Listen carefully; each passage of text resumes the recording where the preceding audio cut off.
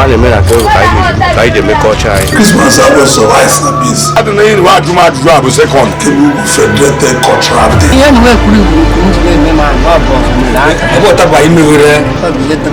No na para Akegbe. Tuju wa roke ka ba maka ni ka ba wa. Ehwe mba ni ku. By doing this, we want to engage, not to be associated with some social vices. You understand? By creating these programs, then they know their background, where they come from, what they should stay away from.